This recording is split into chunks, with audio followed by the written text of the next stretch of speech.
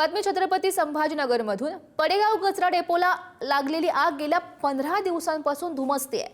त्यामुळे भागातील हवेची गुणवत्ता आहे ती कमालीची खालावलेली आहे। प्रदूषण नियंत्रण मंडळाने केलेल्या 2 दिवसांच्या तपासणीमध्ये पडेगाव कचरा डेपोच्या 5 किलोमीटर भागातील AQI हा तब्बल 479 वर पोहोचल्याचं धक्कादायक वास्तव समोर आलंय। वाढत्या प्रदूषणामुळे संपूर्ण परिसर आरोग्यदृष्ट्या धोकादायक क्षेत्रामध्ये गेलाय।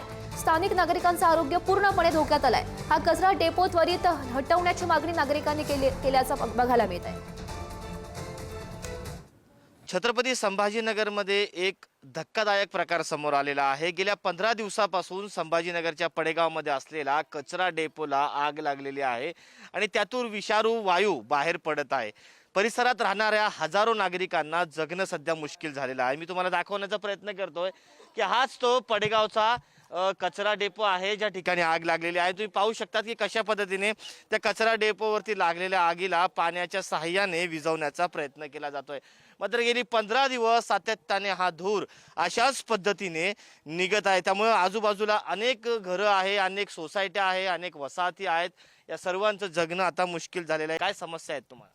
आम्हाला या कचऱ्याचा खूप त्रास आहे। रात्रंदिवस आम्ही दरवाजा खिडक्या बंद करूनच बसलेलो आहेत। आमचे लेकरं पण खूप आजारी पडले याच्यामुळं अन्न केलेलं जेवण सुद्धा आम्हाला जात नाही आणि सगळं अशी उलटी मळमळ होती आणि धूर सारखा घरामध्ये असतो 24 घंटा रात्रभर पेटलेला असतो हा कचरा। याला विझवायला सुद्धा कोणी नसतं। काय सांगा? हमारी जो सोसाइटी है ग्लोरिया सिटी, इस हमारे यहाँ पे कम से कम 1000 लोग रहते हैं। उसमें बूढ़े लोग रहते हैं, बच्चे बहुत सारे हैं। दिन रात 24 घंटे लगे 15 दिन से ये धुआं निकल रहा है। हम लोग कैसे दिन भर तो घर में पैक रहते हैं, घर के अंदर धुआं रहता है और जब शाम के वक्त बच्चे थोड़ा सा बाहर निकल सकते हैं, खेल सकते हैं, बट हमें सांस लेने में इतनी तकलीफ हो रही है। तो आप ये सोच सकते हैं कि जो छोटे बच्चे उन पे क्या असर हो रहा है, जो हमारा फ्यूचर है उन पे क्या असर पड़ रहा है, सरकार क्या करना चाह रही है हमारे साथ। End this is proper a residential area, ये डंपिंग यार्ड नहीं है। हमारी आपसे ये रिक्वेस्ट है गवर्नमेंट से, प्लीज सुनिए और हमारी तरफ ध्यान दीजिए। काय काय अडचणीचा सामना करावा लागतो? धुराचा खूपच त्रास आहे। आम्ही समोर राहतो तर आम्हाला जाळ सुद्धा दिसतो, एवढा जाळ असतो की अक्षरशः घरामध्ये गरम वाफा लागतात आणि आम्ही फर्स्ट फ्लोअरला राहतो ना, आम्हाला वास तर नेहमीचाच आहे। आम्ही अक्षरशः दारं खिडक्या बंद करून ठेवतो। मला तर श्वासाचा सुद्धा त्रास व्हायला लागलेला आहे। आजी तुम्ही काय सांगाल? ह्या धुराचा श्वास घ्यायला सुद्धा खूप त्रास व्हायला। माझ्या सुनबाईला स्वयंपाक करता करता अचानक एवढा त्रास झाला की तिच्या डोळ्यातून तोंडातून सगळं पाणी यायला लागलं आणि श्वास असा बंद झाल्यासारखा झाला होता। सेवा ज्येष्ठ असल्यामुळे किंवा वयोवृद्ध असल्यामुळे मला श्वसनाचा खूप त्रास होतो। श्वसनाचा त्रास झाला त्याबरोबर दम देखील लागतो, धाप लागते।